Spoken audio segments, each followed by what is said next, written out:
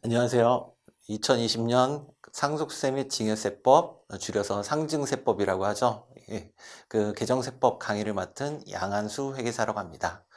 예, 올해 이 상속세 및 징여세법에서도 매년 바뀌듯 여러 내용이 좀 상당 부분 개정이 되었는데요. 제가 그 개정된 내용들 중에서 한 15가지 정도를 좀 추려와 봤습니다. 그리고 그 15가지 중에서도 5가지가 이제 좀 중요한 내용이라고 생각돼서 제가 그 부분에 대해서 좀 중점적으로 좀 말씀을 드리겠습니다. 그래서 여기 목차를 보시면 1번 가업상속공제 사후관리 완화 이 부분이 일단 중요할 거고요. 예. 그리고 2번, 3번, 4번, 5번, 6번, 7번. 예. 그리고 이 8번 내용이 좀 상당히 많이 바뀌었습니다. 특정 법인과의 거래를 통한 이익의 증여이제 정비. 그리고 공익법인 쪽이 또 많이 바뀌었고요.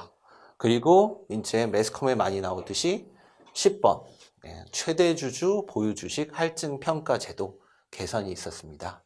그리고 또 이제 정확히는 상증세법이 아니지만 조세특례제한법에서 가업승계와 관련된 이 가업승계 증여세 특례 이 부분이 확대가 됐다. 이렇게 한 5가지가 가장 이제 주요 개정 항목이 되겠습니다. 그러면 이제 본격적으로 하나씩 이제 개정 내용을 제가 말씀드리면 1번 가업상속공제 사후관리 완화입니다. 예. 이 부분은 워낙 매스컴에서도 많이 나오고 작년 세법 개정안 때도 많이 언급이 됐던 내용들입니다. 그래서 이제 가업상속공제를 계속 완화해 주겠다라고 이제 정부 측에서 얘기를 한 결과 이 부분이 가장 중요하게 바뀌었습니다. 예. 가업상속공제 사후관리 기간이 기존 10년이었다가 이제 7년으로 단축이 됐습니다. 그래서 지금 가업 승계, 징여 특례 그것도 사후관리가 7년이기 때문에 지금 그 7년 사후관리 기간을 맞춰줬다고 보시면 될 것 같습니다.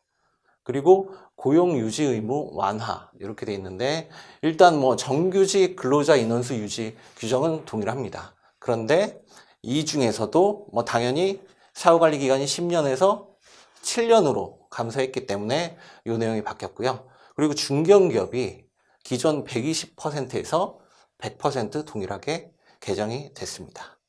그리고 이 완화라는 게 정규직 근로자 인원수도 있지만 총급여 유지 기준을 선택해서 적용할 수 있다.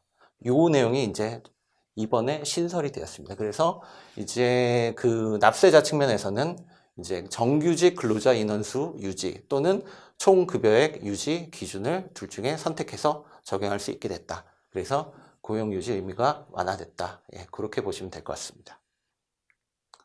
그리고 업종 유지 요건도 이제 완화가 됐습니다. 이제 이 업종을 결국 가업이라는 정의를 내릴 때 이제 업종을 어떻게 분류하느냐에 따라서 그 표준산업 분류표를 적용해야 됩니다. 근데 그때 기존에는 소분류, 원래는 이제 세분류, 세분류, 소분류, 중분류, 대분류 이렇게 나눠지는데 소분류 내 업종 변경을 허용을 했었는데 종전에는 이번에는 중분류 내 업종 변경을 허용했고 심지어 평가심의위원회 심의를 거쳐서 중분류 외 변경도 이제 허용을 해줬습니다. 그래서 이 내용이 이제 완화된 내용이고요. 그리고 자산 유지, 자산 처분 이제 사후관리 요건이 있는데 예외적인 처분 허용 사유를 2가지를 허용을 해줬습니다. 그래서 이런 경우에는 예외적으로 자산을 처분한 그 경우로 안 봐서 이제 사후관리 비배로 보지 않겠다. 예, 그런 내용으로 좀 일부 내용들이 완화, 확대 좀 개정이 됐습니다. 그래서 개정 이유는 보시면 기업이 경제 환경 변화에 탄력적으로 대응할 수 있도록 사후관리 부담을 완화해 줬습니다. 가장 큰 건 아까 말씀드렸듯이 10년에서 7년으로. 그리고 이 내용은 중요한 내용입니다. 자, 당연히 1월 1일, 올해 1월 1일 이후 상속 개시되어 공제받는 분부터 적용인데 요 업종 자산 고용 요건 완화는 개정 이전에 공제를 받은 후 사후관리 중인 경우에도 적용을 할 수 있도록 그렇게 이번에 개정이 되었습니다. 그리고 이제 2번째입니다. 가업상속공제 정규직 근로자 고용유지 의무 변경 내용인데요. 이 내용은 사실 그냥 중요하다기보단 알고 계시면 도움이 될 것 같아서 이제 제가 간단히 언급드리면 기존에 이제 고용유지 의무 판단할 때 정규직 근로자를 이제 통계청 기준으로 이제 정의를 했었는데 이번에는 세법에서 별도로 세법상 기준에서 별도로 이제 이 정규직 근로자를 판단할 수 있게 이제 규정을 정비했다. 예. 그런 내용으로 보시면 될 것 같습니다. 그리고 이제 이번에 아까 말씀드린 추가된 내용입니다. 그래서 고용유지 의무 관련 총급여 판단할 때 총급여는 어떻게 하느냐. 그래서 이것도 동일하게 정규직 근로자에게 지급한 임금의 합계 기준으로 해야 된다. 그렇죠? 그래서 요거는 이번에 개정된 내용과 관련된 내용입니다. 예, 4번 탈세 회계 부정 기업인의 이 가업 상속 혜택 배제. 이게 이제 이번에 새로 들어온 규정입니다. 예, 그래서 피상속인 또는 상속인이 상속 기업에 대해서 탈세 또는 회계 부정을 했을 경우에는 가업 상속 공제 혜택을 배제하겠다. 그 내용을 좀 하나씩 보면 이제 범죄 행위는 상속 대상 기업의 경영과 관련된 탈세 또는 회계 부정입니다. 일반 뭐 개인적인 탈세 또는 회계 부정이 아니라 그리고 행위 시기는 상속 개시 10년 전부터 사후관리 기간 이제 이번에 개정됐죠? 7년까지. 예, 7년까지의 탈세 회계 부정. 그리고 처벌 대상자는 피상속인 또는 상속인이 처벌받았을 경우에 이제 가업상속 혜택이 배제됩니다. 그러면 이때 처벌 수준은 확정된 징역형 또는 일정 기준 이상 벌금형인데 이게 이제 관심이 많으시죠. 벌금형 이제 보겠습니다. 이제 탈세가 있고 회계 부정이 있는데 탈세는 포탈세액이 3억 원 이상 이고 엔드 조건입니다. 그리고 포탈세액이 납부세액의 30% 이상인 경우 또는 포탈세액이 5억 원 이상인 경우. 근데 이제 질문이 많은 게 이때 우리 기업이 세무조사를 받았습니다. 근데 세무조사 받아서 5억 이상 추징이 됐을 경우에 가업상속공제가 안 되는 거냐? 근데 여기서 얘기한 포탈세액은 일반 세법에 따른 포탈세액, 추징액을 얘기하는 게 아니라 조세범 처벌법에 따른 포탈세액입니다. 그래서 조세범 처벌법에 따른 이 포탈세액이 나왔을 때만 여기에 해당이 됩니다. 그래서 일반적인 세무조사에 따른 세금 추징액은 해당이 안 되고요. 그리고 이제 회계부정입니다. 회계부정은 이제 외부 감사인의 법률에 따라서 이제 벌칙 조항에 따라서 처벌을 받는데 그 요건이 보시면 재무제표 변경 금액이 자산 총액의 5% 이상인 경우. 그래서 보통은 뭐 요 내용은 신경 쓰실 수 있지만 사실 요 회계 부정도 이번에 같이 추가가 됐기 때문에 요런 부분도 향후에 뭐 사후 관리나 이제 가업상속 공제 여부에 좀 많이 고려를 하셔야 될 것 같습니다. 그래서 이 탈세 회계 부정 기업인의 가업상속 혜택 배제 네, 효과가 이제 부정행위 시기가 있고 형 확정 시기가 있습니다. 당연히 공제 전에 이제 부정행위를 했고 형이 공제 전에 형이 확정됐으면 공제가 당연히 배제되겠죠. 근데 특이한 것은 이제 사후 관리 기간 중에서 이제 탈세 부정행위를 했을 때 그리고 형이 사후 관리 기간 이후에 확정이 됐다 하더라도 이 가업상속 공제가 추징이 됩니다. 그렇기 때문에 사후 기간 내 행위에 대해서는 이제 형이 확정이 이 사후 기간 중에 되든 이후에 되든 무조건 추징이 된다. 예. 굉장히 강화된 내용입니다. 그래서 여기 보시면 성실 경영 책임 강화 이렇게 취지를 이해하시면 될 것 같습니다. 그리고 이제 가업상속 공제 후 사후 관리 위반에 대한 이제 추징 비율이 이제 조정이 됐습니다. 그 기본적으로 아까 올해 가장 바뀐 내용 중에 중요한 내용 사후 관리 기간이 10년에서 7년으로 단축이 됐는데요. 그래서 보시면 기존에는 10년 사후 관리 기간이 10년이었고 그래서 10년 미만일 땐 100%, 90, 80, 70 이렇게 순차적으로 단축이 됐는데 이제 조정이 됐습니다. 그래서 5년 미만의 경우는 100% 추징이 되고요. 그 다음에 5년 이상 7년 미만의 경우는 80%. 그래서 이렇게 이원화가 됐습니다. 그래서 이 부분도 참고하시면 좋을 것 같습니다. 그리고 이제 기한 후 신고 시에도 상속공제 선택 허용 이 내용이 있는데 이제 상속세 신고를 하다 보면 기한 내 이제 상속 개시일이 속하는 달로부터 그 6개월 이내 이제 그게 이제 상속세 신고 기한인데, 기한 내 신고를 하게 될 경우에는 이제 요 둘 중에 큰 금액으로 이제 공제를 해줍니다. 맥스. 큰 금액은 이제 기초공제하고 인적공제 더한 금액하고 일괄공제 5억 원.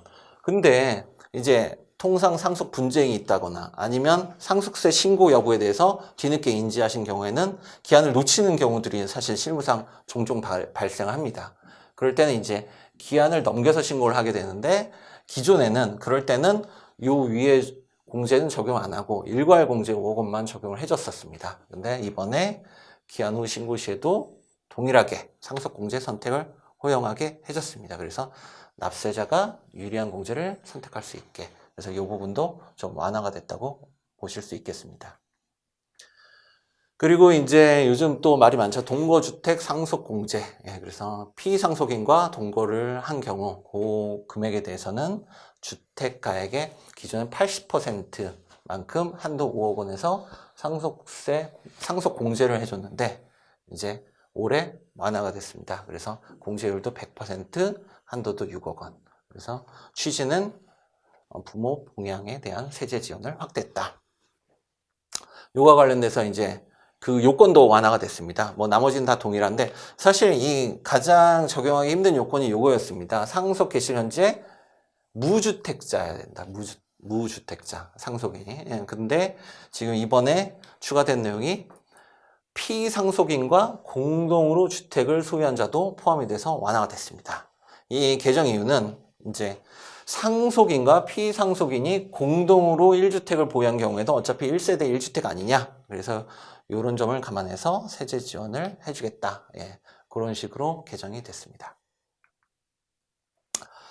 그리고 이제 징여이익 합산 특례 보완 이렇게 되어 있습니다. 그래서 징여이익 계산할 때 보통 이제 정확히는 징여의제 이익입니다. 징여의제 이익 계산할 때 징여일로부터 소급해서 1년 내, 뭐 예를 들면 고저가 양도가 1년 내 여러 번 있었다.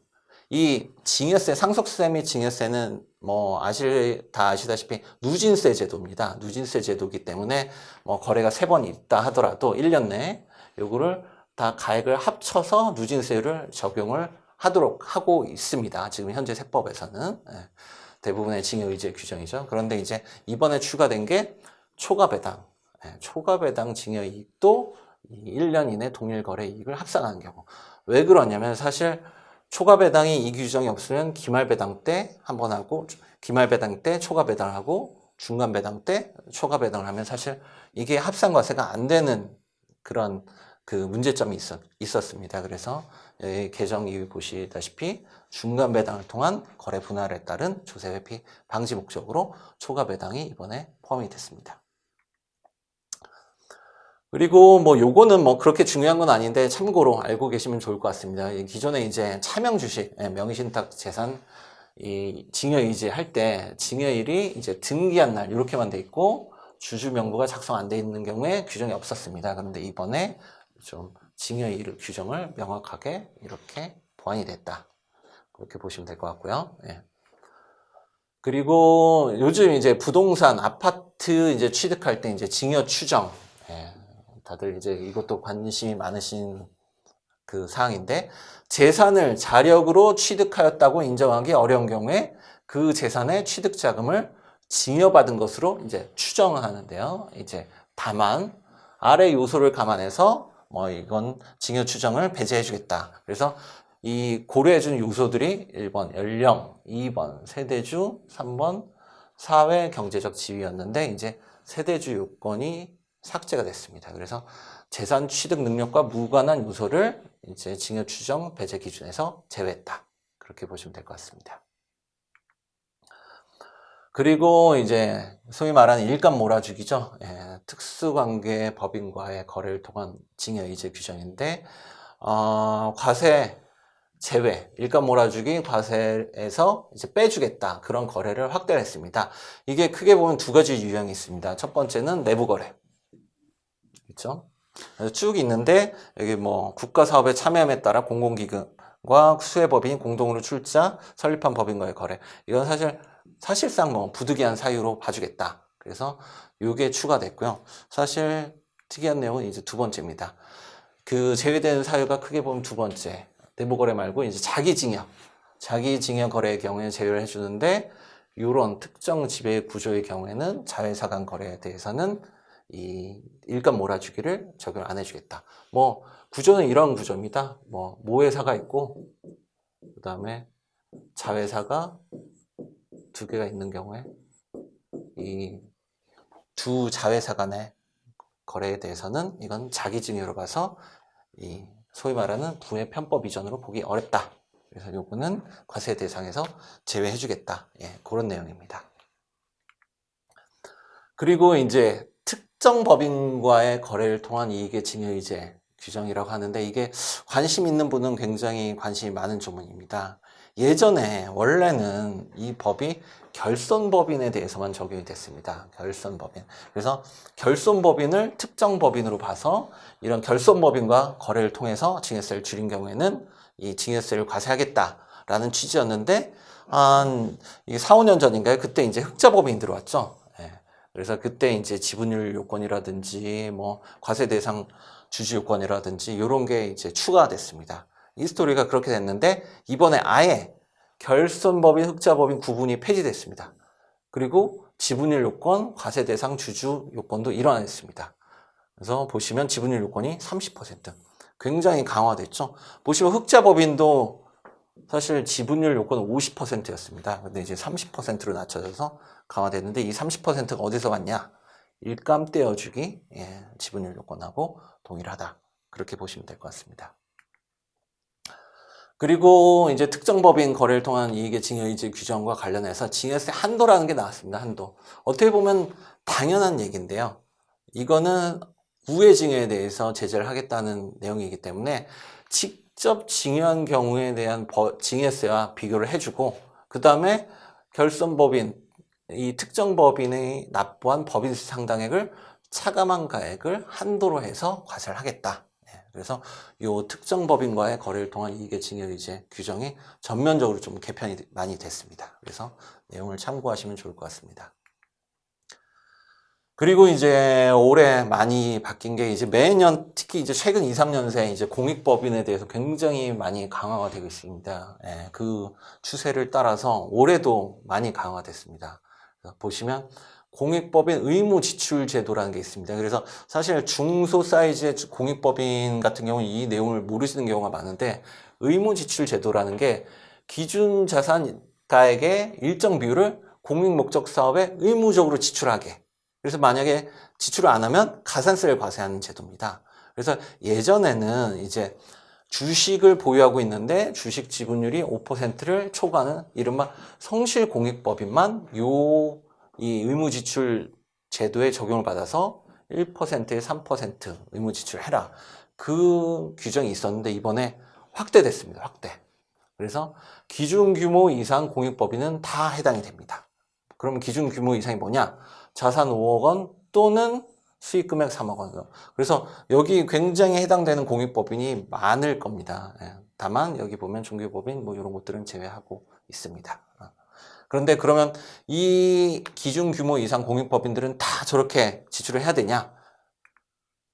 보시면 기준 규모 이상 공익법인들은 1% 지출을 해야 되고, 근데 이제 기준 자산하고 지출 대상이 좀 바뀌었습니다. 그래서 기준 자산이 수익 사업용 자산 중에서 공익 목적 사업용 자산은 제외하도록 이 부분은 좀 완화를 시켜줬습니다. 하지만 지출 대상은 공익 목적 사업 중 수익 사업을 제외한 금액을 지출 대상으로 이제 봐라. 그렇게 이제 이번에 개정이 됐습니다. 만약에 이 의무 지출 위반했을 때는 가산세는 미달 사용액의 10%입니다. 이건 동일하고요. 그래서 이 내용을 좀 일반 중소 사이즈의 기준 규모 이상 공익법인은 올해 좀 신경을 많이 쓰셔야 될 것 같습니다.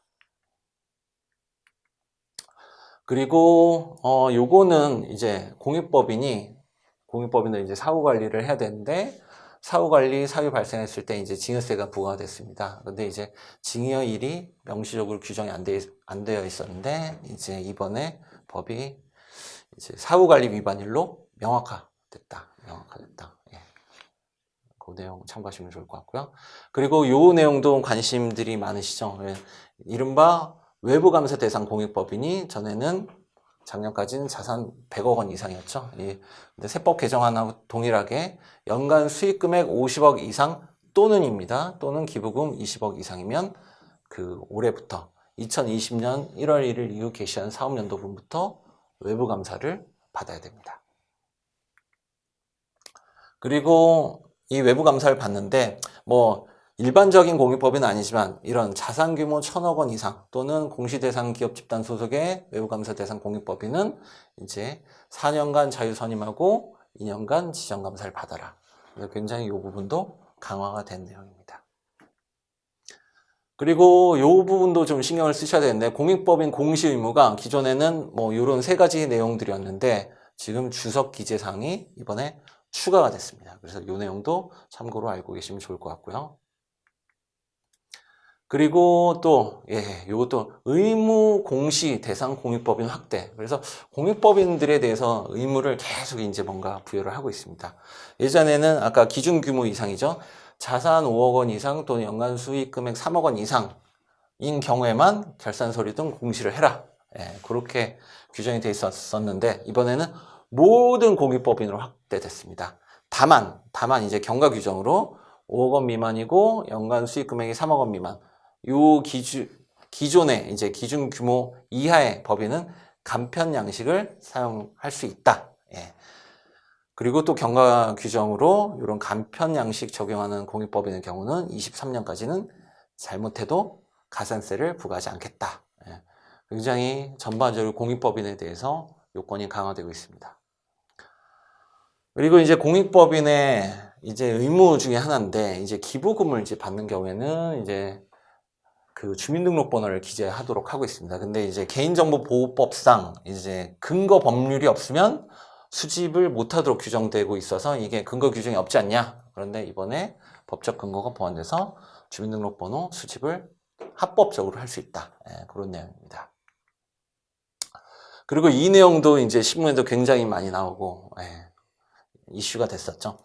기존의 최대주주 보유 주식에 대해서는 이제 경영권 프리미엄이라고 해서 이제 할증을 했습니다. 할증을 했는데 여기 보시면 지분율에 따라서 50% 이상이냐, 초과냐, 이하냐에 따라서 그리고 기업 규모에 따라서 일반 기업이냐, 중소기업이냐에 따라서 이 차등을 뒀었죠. 할증률에 대해서. 그런데 상속세 및 징여세법은 중소기업에 대해서 이렇게 할증 규정을 두고 있지만 조세특례 제한법에서 중소기업은 2020년 말까지 한시적으로 할증 적용을 배제해라. 그래서 요렇게 10%, 15%였지만 사실상 뭐 적용이 안 됐었죠. 그동안은. 근데 이번에 좀 개정이 깔끔하게 됐습니다. 그래서 중소기업 같은 경우는 아예 조특법 갈 거 없이 상속세 및 징여세법에 반영이 됐습니다. 그래서 조특법상 그 특례는 이제 아예 삭제가 됐고요. 일반 기업도 이 지분율에 따른 차등은 없애버렸습니다. 그냥 20% 단일화. 그래서 이 내용이 상당히 중요한 내용입니다. 그리고 이제 상속증여세 재산평가제도 이제 개선인데 이제 시가를 판단할 때 평가 기준일 전후 6개월 이내 기간 중에 뭐 수용 경매, 공매가 있는 경우에는 그 가액은 시가로 인정을 해주는데 이제 시가를 불인정해주는 사유가 추가됐습니다. 뭐냐면 다만 있죠. 기존에도 이제 시가 불인정 사유가 3개 있었는데 4번이 추가됐습니다. 그래서 최대 주주 등의 비상장 주식을 경매 또는 공매로 최대 주주 등의 특수관계인 또는 상속인이 취득한 경우에는 이건 이 경매, 공매 가액을 시가로 인정 안 해주겠다. 이거는 정상적 거래에 의해서 형성된 교환 가치로 보기 곤란하다. 그래서 이 내용이 추가됐습니다.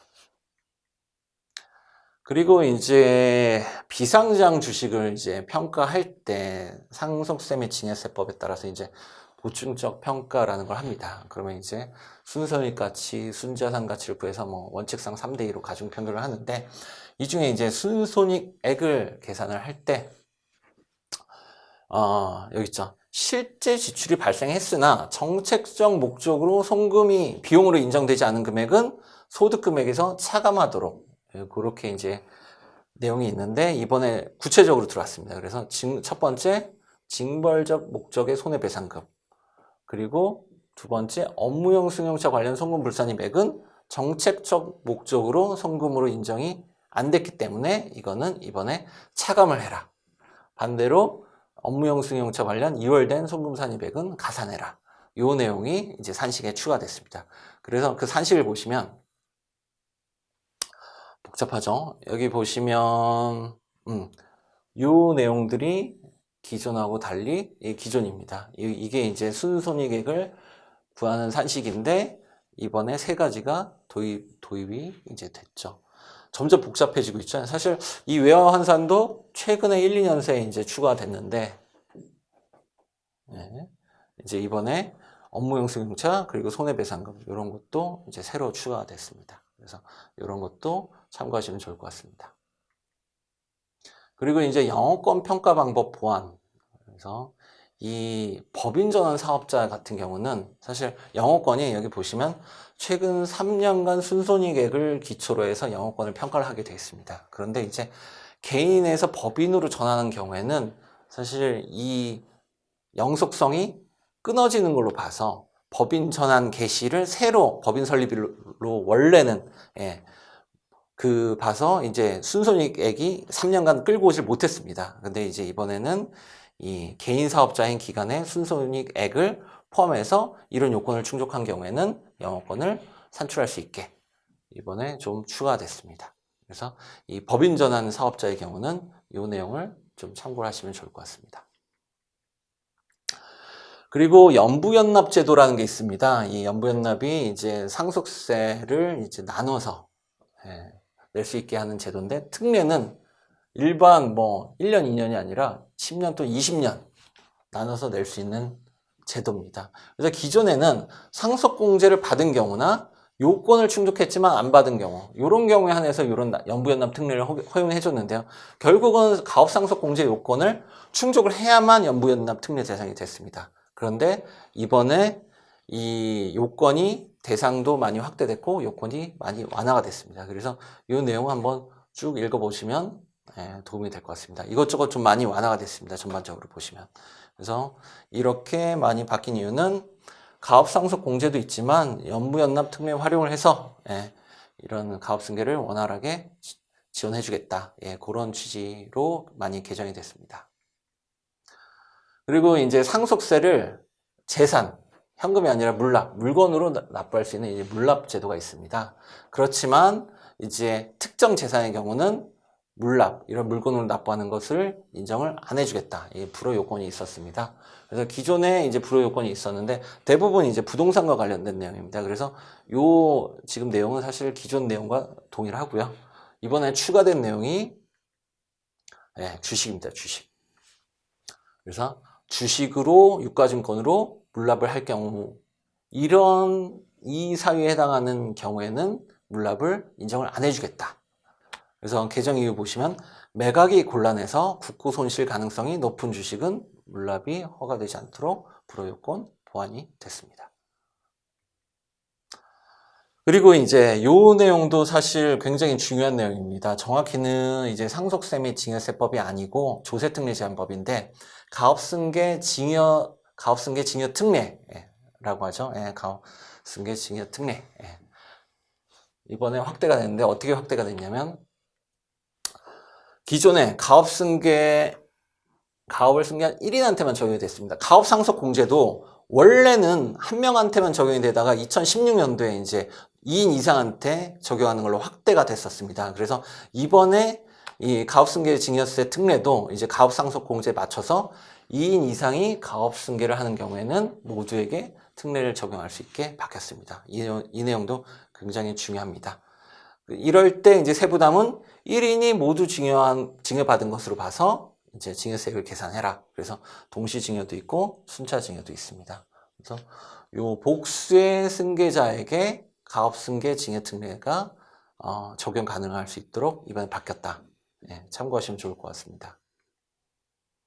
그리고 뭐 가업상속 공제에 따라서 가업승계 징여특례도 이 업종 유지 요건 이런 것들이 많이 완화가 됐습니다. 그래서 전반적으로 이제 가업 상속 공제와 가업 승계 징여 특례가 많이 비슷해졌습니다. 사후관리 요건도 상속 공제도 이제 이번에 7년으로 바뀌었고 그리고 복수의 승계자한테 상속 징여가 가능하게 바뀌었고 업종 유지 요건 이런 것도 따라서 바뀌었습니다.